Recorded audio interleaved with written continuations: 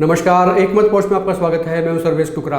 आज हम बड़ौदा विधानसभा सीट की बात करेंगे। ये सीट श्री कृष्ण हुड्डा के निधन के बाद में इस वक्त खाली है और ये समझा जा रहा है कि बिहार चुनाव के साथ ही इस विधानसभा सीट पर उपचुनाव हो सकता है। और इसी को लेके तमाम तरह की चीज़ें हैं, तमाम तरह की जानकारियां हैं, वो आपसे साझा करेंगे, आपसे बातचीत करेंगे। और मेरी रिक्वेस्ट ये है कि आप ये वीडियो आखिर तक देखिएगा, क्योंकि इसमें जो आपको जानकारी मिलेगी वो और कहीं नहीं मिलेगी। और जो सटीक विश्लेषण पिछले लोकसभा चुनाव और विधानसभा चुनाव में किया था हमारे द्वारा, वही विश्लेषण, वही जानकारियाँ और वही सिनारियो आप तक बड़ौदा सीट को लेकर भी हम लगातार पहुंचाते रहेंगे। और बड़ौदा सीट को लेके एक मत पोस्ट का ये पहला वीडियो है और इसमें आपको अच्छी खासी जानकारियाँ मिलेंगी, क्या हालात हैं, क्या सीन होने वाला है और तमाम पार्टियां इस वक्त इस सीट को लेके क्या सोचती हैं, किस तरह की उनकी वर्किंग हो रही है। इससे पहले कि हम आगे बढ़ें, आपको इस सीट के बारे में कुछ जानकारियां मैं दे देता हूं। बड़ौदा एक्चुअली में एक गांव है सोनीपत जिले का, और उसी गांव के नाम पर इस सीट का नाम भी है बड़ौदा विधानसभा सीट। और श्री कृष्ण हुड्डा यहाँ से 3 बार लगातार विधायक बने। 2009 में बने, 2014 में बने, 2019 में लगातार तीसरी बार बने। लेकिन अब उनका आकस्मिक निधन होने के बाद में ये सीट इस वक्त खाली है और तीनों ही बार श्री कृष्ण हुड्डा कांग्रेस की सीट पर यहाँ से जीते हैं, यानी कि लगातार 3 बार से कांग्रेस इस सीट पर विजयी होती आई है। लेकिन अब उपचुनाव होगा तो जाहिर सी बात है, जो सत्ताधारी पार्टी है बीजेपी, उसकी निगाहें भी इस सीट पर गड़ी हुई हैं, जमी हुई हैं। आगे बढ़ने से पहले एक बार पिछले फ्लैशबैक में चले जाते हैं। 2019 के चुनाव में बड़ौदा विधानसभा सीट पर आईएनसी यानी कि इंडियन नेशनल कांग्रेस की तरफ से श्री कृष्ण हुड्डा यहाँ खड़े हुए थे, विजयी रहे और उन्हें कुल 34.67 यानी कि 34.67% वोट हासिल हुआ था। और उनको जो टोटल वोट मिले वो थे 42,566 वोट। और दूसरे नंबर पर बीजेपी के योगेश्वर दत्त रहे थे। योगेश्वर दत्त स्पोर्ट्स कोटे से आते हैं, यानी कि बीजेपी ने तय किया था कुछ खिलाड़ियों को टिकटें दी जाएंगी और उसमें योगेश्वर दत्त का नाम भी था, लेकिन वो चल नहीं पाए। बावजूद इसके वो दूसरे नंबर पर रहे और उन्होंने टोटल वोट का 30.73% हासिल किया और वोट जो उन्हें मिले वो 37,726 वोट मिले थे। और तीसरे नंबर पर जेजेपी के उम्मीदवार भूपेंद्र रहे थे। भूपेंद्र को अच्छे खासे वोट मिले। तीसरे नंबर पर रहने के बावजूद उन्होंने ठीक ठाक वोट लिए थे और उनका वोट परसेंटेज 26.45% था और उनको 32,480 वोट हासिल हुए थे। आईएनएलडी की हालत बेहद ख़राब रही थी और इतनी ख़राब रही थी कि उससे अच्छे तो बीएसपी का प्रदर्शन रहा था। बीएसपी के उम्मीदवार नरेश को इसी इलेक्शन में 2019 के इलेक्शन में 2.67% वोट मिले, यानी कि कुल 3,281 वोट मिले थे। लेकिन इनेलो की काफ़ी बुरी हालत रही और उनके कैंडिडेट को, जोगिंदर को, यहाँ से सिर्फ 3,145 वोट मिल सके थे, जो कुल परसेंटेज का 2.56% वोट परसेंटेज था। ये स्थिति थी, ये फ्लैशबैक था 2019 के चुनाव में। हालांकि वक्त पुराना नहीं हुआ, हाल ही के दिनों की बात है, अक्टूबर में चुनाव हुए थे। और अब चूँकि इस सीट पर उपचुनाव होना है तो फिर से तमाम दलों की निगाहें इस सीट पर हैं। दरअसल ये मुकाबला जो हमें लगता है वो ये लगता है कि ये बीजेपी वर्सेस कांग्रेस रहेगा। मैं रीजंस बता देता हूँ कि बीजेपी और कांग्रेस के बीच में टक्कर क्या रहेगी, क्या हो सकता है, किसको किससे क्या फ़ायदा होगा, इन सब चीज़ों पर विस्तार से चर्चा करेंगे। सबसे बड़ी बात तो ये है कि बीजेपी इस सीट को हर हाल में हासिल करना चाहेगी, लेकिन कांग्रेस के लिए भी ये सीट उतनी ही इम्पोर्टेंट है जितनी बीजेपी की। और यूँ कहिए कि कांग्रेस अगर कम बैक करना चाहती है अगले चुनाव में, 2024 के चुनाव में, तो उसके लिए ये सीट जीतना बेहद ज़रूरी है, क्योंकि भूपेंद्र सिंह हुड्डा इस वक्त विपक्ष के नेता हैं, लीडर ऑफ अपोजिशन है।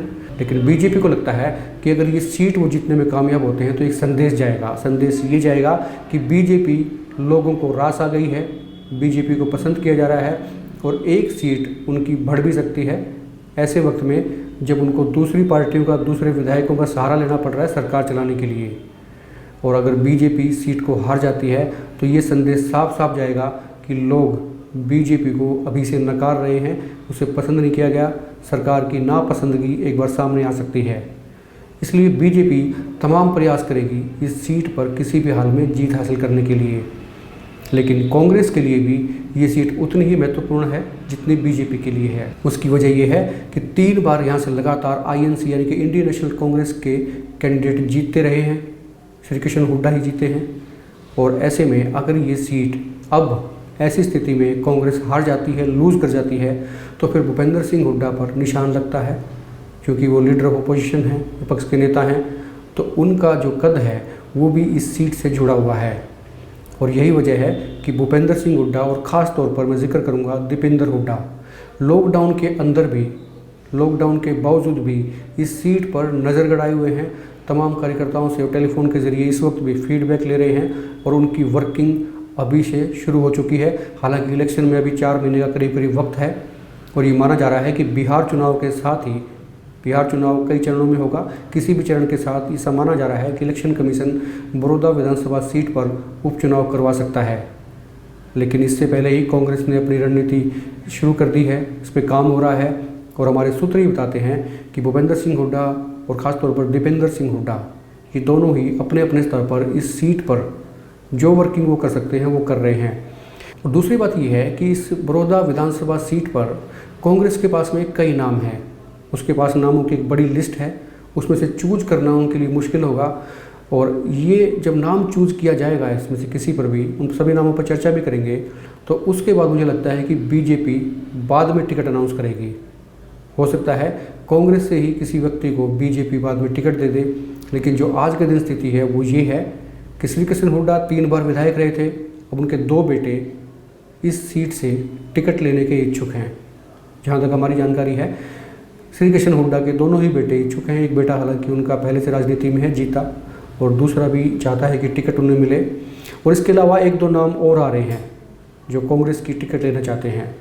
पूर्व में सांसद रहे हैं किशन सिंह सांगवान, सोनीपत सीट से जीतते आए हैं, उनके बेटे हैं प्रदीप सांगवान, वो कांग्रेस में हैं और वो भी चाहते हैं कि बड़ौदा सीट से चुनाव लड़ा जाए, भाग्य आजमाया जाए अगर पार्टी टिकट देती है तो। और इसके अलावा एक नाम कपूर सिंह नारवाल का आ रहा है, ये इनेलो से लड़ते रहे हैं और श्रीकृष्ण हुड्डा को, जो पिछला चुनाव था उसको छोड़ दीजिए, उससे पहले 2014-2009 के चुनाव में कड़ी टक्कर देते आए हैं श्रीकृष्ण हुड्डा को। हालांकि उस वक्त वो इनेलो की टिकट पर चुनाव लड़े थे।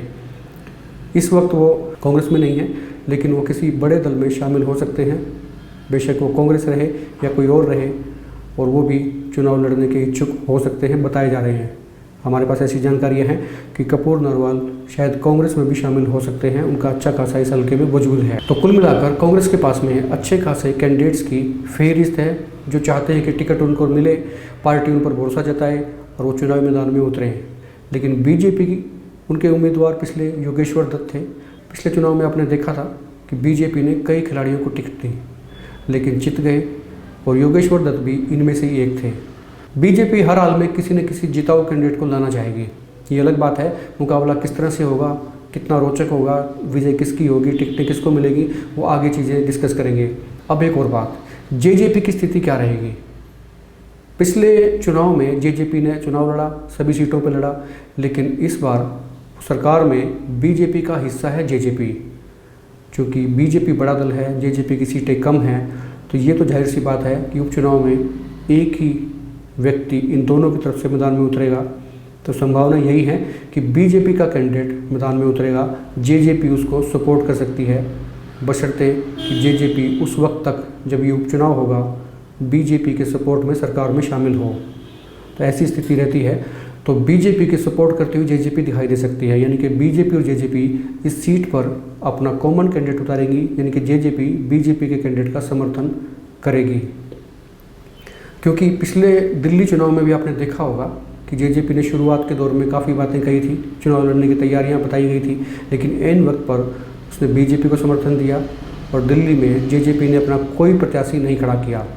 और कम से कम हरियाणा में इस बड़ौदा विधानसभा सीट के उपचुनाव में मुझे लगता नहीं है कि जेजेपी अपना कोई कैंडिडेट उतारने की स्थिति में होगी या उतारेगी। ऐसे में बीजेपी को ही सपोर्ट किया जाएगा। इनेलो की स्थिति में कुछ ज़्यादा फर्क नहीं आया है 2019 के चुनाव से लेके अब तक, और 2019 में इनेलो का बेहद ख़राब प्रदर्शन रहा था। इससे अच्छा तो बीएसपी के जो कैंडिडेट थे वो प्रदर्शन कर पाए थे, अच्छे वोट ले पाए थे, अच्छे कहीं तो कम से कम इनेलो से अच्छे वोट ले पाए थे। और जो इनेलो के कैंडिडेट थे, जैसा कि मैंने आपको बताया था अभी कि इनेलो के कैंडिडेट जोगिंदर को सिर्फ 3145 वोट मिले थे। 2.25 लाख से ज़्यादा वोट हैं बड़ौदा हल्के में, और इसमें से सिर्फ 3145 वोट इनेलो को हासिल हुए थे। तो इनेलो की स्थिति मुझे आज भी कोई ज़्यादा संभली नज़र आ नहीं रही है। तो इसलिए उसका जिक्र अब ज़्यादा सा हम नहीं करेंगे। कुल मिलाकर मुकाबला बीजेपी और कांग्रेस में होना तय है। कैंडिडेट्स कौन आएंगे ये समय बताएगा, लेकिन आज इतना ज़रूर तय हो गया है कि इस सीट पर बीजेपी और कांग्रेस के बीच में घमासान होगा। दोनों के वर्चस्व की लड़ाई है। बीजेपी ये चाहेगी कि लोगों के बीच में एक संदेश जाए कि लोग उन पर, जनता उन पर भरोसा कर रही है, उनकी पार्टी को पसंद किया जा रहा है। और जबकि कांग्रेस ये चाहेगी, कांग्रेस बल्कि इस सीट से अगर जीतती है तो 2-3 निशाने एक साथ लगते हैं। पहला निशाना तो ये कि जनता बीजेपी के खिलाफ है। उपचुनाव में होता ही आया था कि उपचुनाव में अक्सर मौजूदा सरकार जिसकी होती है वो सीटें जीत जाया करती हैं। ऐसा अक्सर होता है, बहुत कम चांसेस में दूसरी पार्टियां जीतती रही हैं। तो कांग्रेस अगर इस सीट को जीतती है उपचुनाव के दौरान तो एक संदेश तो ये जाएगा कि बीजेपी को लोग पसंद नहीं कर रहे हैं। और दूसरा संदेश ये जाएगा कि भूपेंद्र सिंह हुड्डा ने कमाल दिखाया। विपक्ष के नेता थे, बतौर विपक्ष के नेता उन्होंने अपनी भूमिका निभाई। रोहतक के साथ लगता हल्का है और उनकी पकड़ भी है। उस पकड़ को बरकरार रखने में, और चूँकि सीट भी ये कांग्रेस की थी, आईएनसी की थी, श्री कृष्ण हुड्डा आईएनसी के थे, इंडियन नेशनल कांग्रेस के थे, उसे फिर से लाने में कामयाब हुए। तो कांग्रेस हाईकमान के सामने भूपेंद्र सिंह हुड्डा की पीठ थपथपाई जा सकती है। और तीसरी बात यह है कि भूपेंद्र सिंह हुड्डा के फर्जंद दीपेंद्र सिंह हुड्डा इस सीट को जितवा कर अपना एक अहम योगदान दिखा सकते हैं, पार्टी के सामने रख सकते हैं कि देखिए उपचुनाव में हम जीत गए हैं, उसमें उनका रोल था। क्योंकि वो हरियाणा की पॉलिटिक्स करना चाहते हैं और जनता भी चाहती है कि दीपेंद्र सिंह हुड्डा हरियाणा की राजनीति करें। तो इस सीट को अगर कांग्रेस जीतती है तो इसमें कोई शक नहीं, दीपेंद्र सिंह हुड्डा हाईकमान के सामने एक बड़ा कद निकलकर सामने आ सकता है। और जहाँ तक बीजेपी की बात है तो बीजेपी अभी नामों को खोज रही है। पूर्व में मंत्री रहे और नाडौल सीट से विधानसभा चुनाव 2014 का जीतने वाले कैप्टन अभिमन्यु का नाम भी इस सीट के लिए लिया जा रहा है। हल्के में चर्चा है, लेकिन वो कितनी चर्चा है या सिर्फ चर्चा है या हवा है ये आने वाले दिनों में पता लगेगा। लेकिन कैप्टन अभिमन्यु इस वक्त चूँकि नाडौल सीट से हार चुके थे तो हो सकता है बीजेपी बड़ौदा सीट से उन्हें उतार दे। लेकिन ऐसी स्थिति में क्या होता है ये आने वाले दिनों में पता लगेगा। लेकिन सटीक तौर पर आज के दिन कुछ भी कह पाना बड़ा मुश्किल है, ये सिर्फ कयास हैं। लेकिन कांग्रेस के पास इसमें कोई शक नहीं है कि कैंडिडेट्स की, टिकटें मांगने वालों की एक लंबी लिस्ट है और कांग्रेस को इसमें मुश्किल भी आ सकती है। इनमें से किसी एक के नाम पर मोहर लगाने में कांग्रेस को मुश्किल आ सकती है और बीजेपी हो सकता है इन्हीं में से किसी नाराज व्यक्ति को टिकट दे दे, मैदान में उतार दे। और जैसे जैसे चुनाव का रंग आगे दिखेगा हम भी आपके सामने आते रहेंगे और ख़ास रिपोर्ट आप हमारी देखते रहिएगा। और हाँ, अगर आपने हमारा चैनल अभी तक सब्सक्राइब नहीं किया है तो नीचे सब्सक्राइब बटन को दबाएं, साथ में जो बेल आइकन है उसे भी ज़रूर क्लिक करें ताकि हर अपडेट, हर खबर सबसे पहले आप तक पहुंचे। और अगर ये वीडियो आप फेसबुक पेज पर देख रहे हैं तो हमारे पेज को लाइक, शेयर और फॉलो ज़रूर करें। उससे ये होगा कि जैसे ही हमारा कोई नया वीडियो आएगा, नया आकलन आएगा, नई जानकारी आएगी, सबसे पहले आप तक पहुंचेगी। आप देखते रहिए एक मत पोस्ट। नमस्कार। आपको ये जानकारी कैसी लगी वो भी हमें बताइए, या फिर आप किस तरह की जानकारी चाहते हैं वो भी अपने कमेंट के जरिए हमें ज़रूर बताइएगा।